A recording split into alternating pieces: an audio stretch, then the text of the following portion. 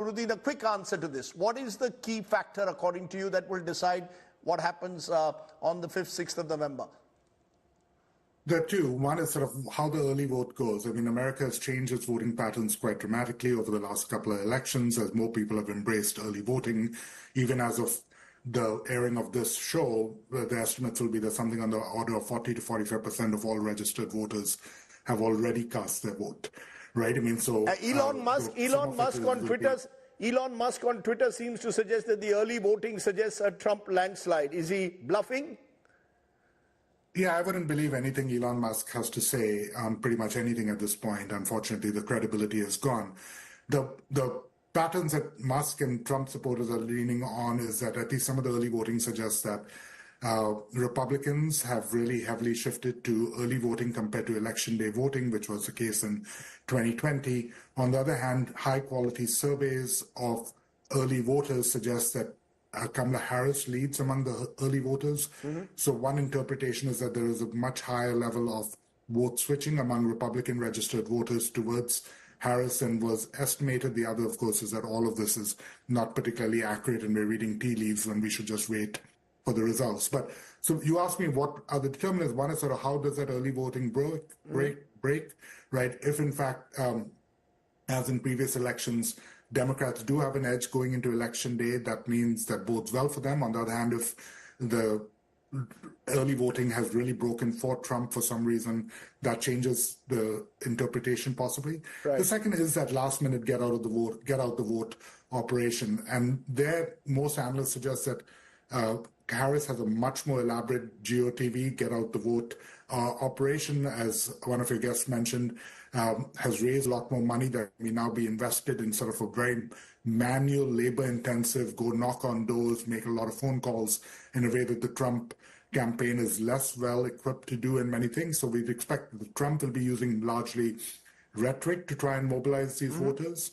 And for Harris, it will be really the old-fashioned get-out-the-vote kind of operation that they've invested in quite significantly.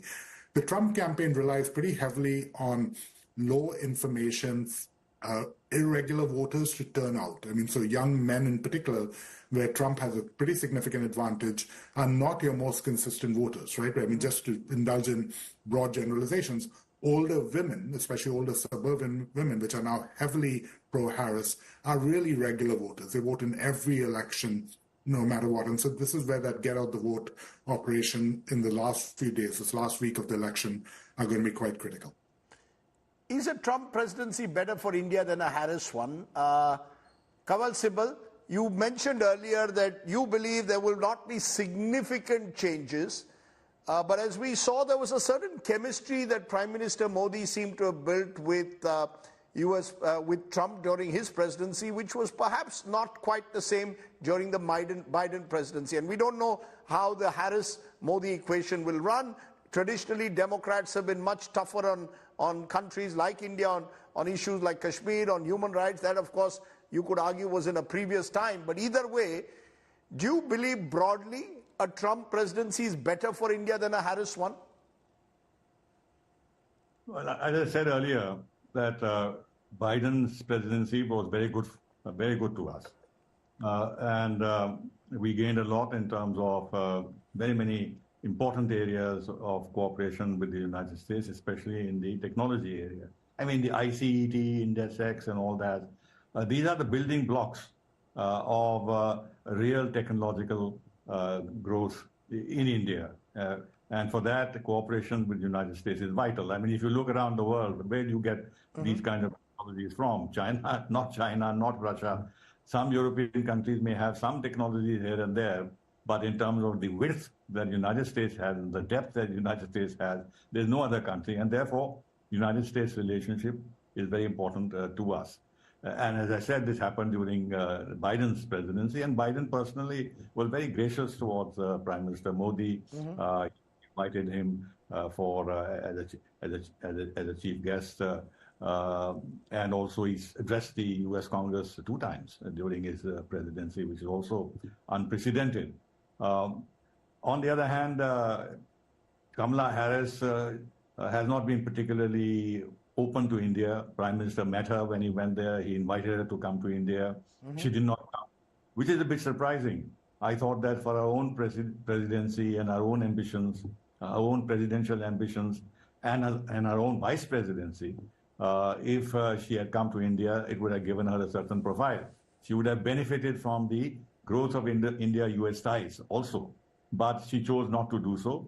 Obviously, she has some reservations in her mind. Now, whether when she becomes president, she will overcome those reservations and be more open towards India is a question mark. On the other hand, the ecosystem that got created under Biden's presidency during the Democratic presidency will favor good relations with India. There is the China factor, Indo-Pacific Quad. All these factors are very important in terms of the Americans under the Democratic governance also would. No, the reason, Mr. Sibal, I asked you this because you will recall that when Trump was president, he came to India. They had a big event, Howdy Modi event was held in Texas. And then when Trump was here, there was a Namaste Trump event in Ahmedabad. Prime Minister Modi went even as far as saying, Ab ki baar Trump Sarkar.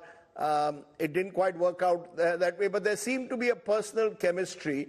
They are both identified by their admirers as strong nationalist populists. Their critics, of course, see them more as authoritarian. Either way, is that personal chemistry something that could make India feel more comfortable with Trump than they would with Harris, given, as you said, despite the fact that Harris is of Indian origin, a mother from Chennai, she hasn't really come to this country or reached out to the Indian Prime Minister? I think we will get along with Trump. I have no doubt about that. There would be difficulties. He's unpredictable. He's mercurial. He's in some ways a bit unstable. But on the other hand, he's capable of taking dramatic decisions. And in some senses, what he wants to do in terms of patching up with Russia, not militarily intervening as America is prone to do, cut costs there and everything else, that would be helpful to us. But in some other areas, in America, make America great again and all that, that can pose some problems. So let's let's look at that a bit. You've got Jayant Krishna and someone in Trump who has seemingly a decent relationship with Prime Minister Modi, but you've also got in Trump someone who on tariffs and the economy could very well be America first, could perhaps therefore get into the kind of trade wars that India doesn't want to get in with the US. On balance, is Harris for India a safer choice, given that she marks continuity from the Biden administration? See, Rajdeep, I would like to believe so.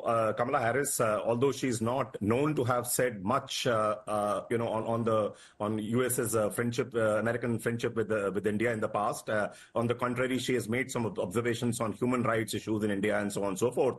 But I believe she will be a better bet for India. While the chemistry between Trump and Prime Minister Modi is good, but I don't know whether it's just verbosity, just how is it only a surface friendship, or is it deep enough, and what does it bring on the table for India? I think that's very, very important. If you look at one issue which is very, very important, the IT and ITS industry in India, which accounts for almost 8 to 9% of our GDP, US remains the single largest market for Indian IT and IT enabled services industry. And Trump is reported to have said that he will curtail the visas to be given to Indians and so on and so forth.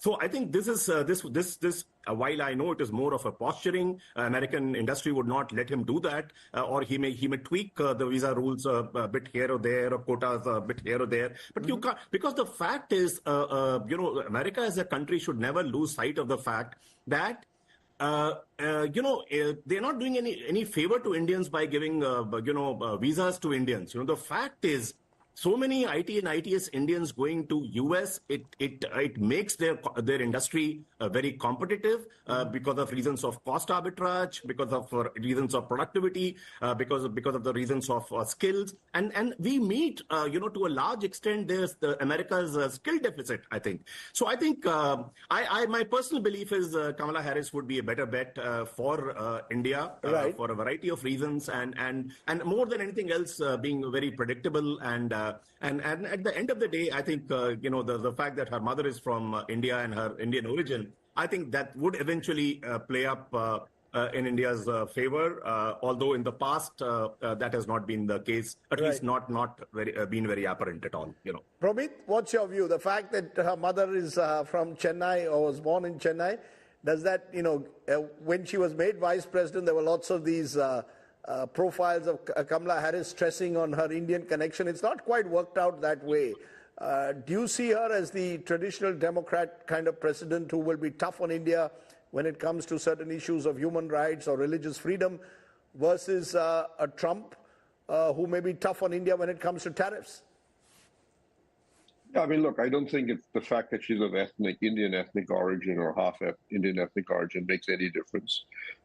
She will be driven by the interests of what a U.S. president would be, what her advisors do. She'll be familiar with India as a consequence, but she has politically always identified her more or less as a Black African American, and that makes perfect sense politically. So I don't think that is as big a deal as people make it out. In many ways, it may actually make it more difficult for her to be overly conciliatory to India. But she is from the progressive side of the Democratic Party. Look at when she ran for the presidency, when she served as a senator, when she ran as a Democratic candidate in the primaries, she positioned herself very much on the left of that party. And she was extremely critical of Modi. She was critical of India's decision to abrogate Article 370, said America should be prepared to intervene in Kashmir. So now these are partly rhetorical, partly because she wasn't really, in my view, a serious candidate at the end. And obviously, since she became vice president and since she's become a genuine presidential candidate, we're not hearing that stuff. But her overall view, I think, and her demeanor has been that Modi is a right-wing person, and I don't really like him that much. But keep this in mind: while Democratic presidents rhetorically give India a bit of a hard time on democratic backsliding, there is another element of Modi's foreign policy which is very important to him, which is climate, and there it is he cannot work with the Republicans. When the Trump administration came to power the first time, all of the G2G efforts in climate, which Modi takes very seriously, he sees that as a genuine existential problem for India, had to be abandoned. He tried very hard to figure out ways to work around that. He did work around, for example, with Bolsonaro, another climate denialist, but he was unable to do so with Trump. I would argue, actually, I disagree with the argument that he has a special relationship with Trump. Modi does what he thinks is necessary to get his policies through. I would argue, in fact, he thinks Biden was a much, much better person, easier person to work with. And I would argue that, unlike in the case of Trump, Biden genuinely admired, from what I've heard him tell his aides, admired Modi. He saw this as a man with a remarkable vision. And told somebody I know, this is the smartest leader in Asia that I've ever met. So no, Biden is good. Harris, I don't think will be a major issue. She's coming in with very little executive experience. She will depend on a foreign policy team that will be almost half Biden. Our foreign minister has already met Philip Gordon, the man likely to be our national security advisor, and has basically come out and said, I don't see any real discontinuity here as far as our strategic interests are concerned. So I expect definitely for the first year and a half of a Harris presidency or administration to be very much Biden light. I don't think it will be very different at all. After that, we may